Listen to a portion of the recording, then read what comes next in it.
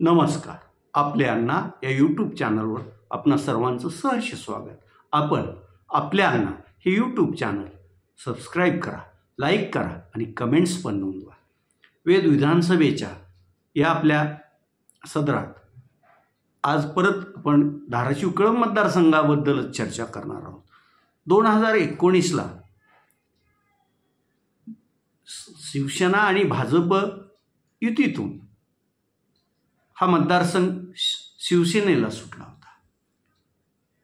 या मतदारसंघाचे पूर्वी प्रतिनिधित्व केलेले ओमप्रकाश राजे निंबाळकर आणि दयानंद गायकवाड आदींशी चर्चा करून या मतदारसंघात आपला कोण उमेदवार द्यायचा याची शिवसेना पक्षप्रमुख उद्धव बाळासाहेब ठाकरे यांनी चर्चा केली. आणि मग ज्यावेळेस ओमप्रकाश भूपालसिंह उर्फ पवनराजे निंबाळकर यांनी या मतदारसंघातून भले त्यांचं मतदान या मतदारसंघात नसू द्या, पण कैलास बाळासाहेब घाडगे पाटील यांनाच उमेदवारी द्या असा आग्रह धरला आणि ओमप्रकाश पवनराजे निंबाळकर यांचा आग्रह पक्षश्रेष्ठींनीही मान्य केला. मग इथं आघाडीकडून ही जागा राष्ट्रवादी काँग्रेसला सुटली, कारण 2014च्या निवडणुकीत या मतदारसंघातून राष्ट्रवादी काँग्रेसचे राणा जगजितसिंह पद्मसिंह पाटील ही विजयी झाले होते. त्यामुळं साहजिकच आघाडीतून ही जागा राष्ट्रवादी काँग्रेसला सुटली. राष्ट्रवादी काँग्रेसनं या मतदारसंघातून संजय प्रकाश निंबाळकर हे पूर्वी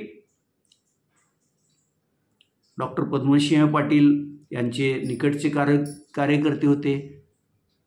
परत ते भाजपात गेले. भाजपनं त्यांना मराठवाडा पदवीधर मतदारसंघातून उमेदवारीही दिली, पण कुठंच तोपर्यंत त्यांनाही नव्हतं. मग या मतदारसंघातून राष्ट्रवादी काँग्रेस पक्षानं त्यांना उमेदवारी दिली आणि त्यांनीही अशी फिल्डिंग लावली की आपणच निवडून येऊ असं त्यांचा आत्मविश्वास वाढलेला इथून येतो. संजय प्रकाश निंबाळकर यांचे समर्थक आणि शिवसेना भाजप युतीचे विरोधक यांनी या निवडणुकीत कैलास बाळासाहेब पाटील हे मतदारसंघातील उमेदवार नाहीत, त्यामुळं मतदारसंघातील उमेदवाराला विजयी करा असा प्रचाराचा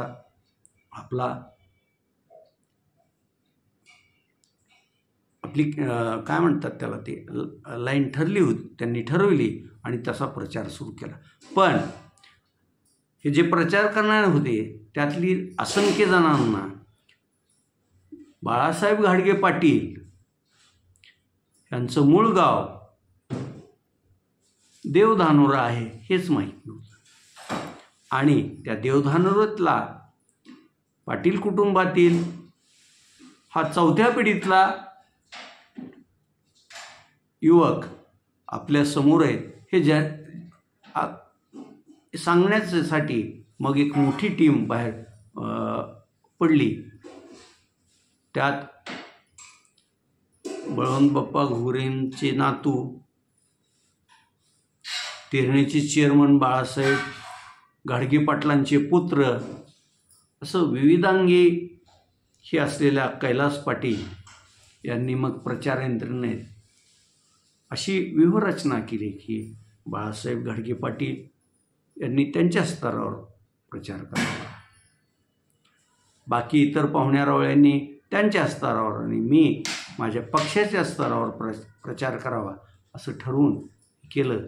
आणि बघत बघत कैलास बाळासाहेब घाडगे पाटील हे धाराशिव कळंब या विधानसभा मतदारसंघाचे 2019चे आमदारही झाले. कैलास बाळासाहेब घाडगे पाटील ही कधीही ओमप्रकाश पवनराजे निंबाळकरांना विसरत नाहीत आणि ओमप्रकाश पवनराजे निंबाळकर ही कैलास घाडगे पाटलांना विसरत नाहीत. हे गेल्या जवळपास 12 ते 13 वर्षापासून आपल्या संपूर्ण धाराशिव जिल्ह्यातील जनता याकडे लक्ष म्हणजे यावर शिक्कामोर्तब करत असते.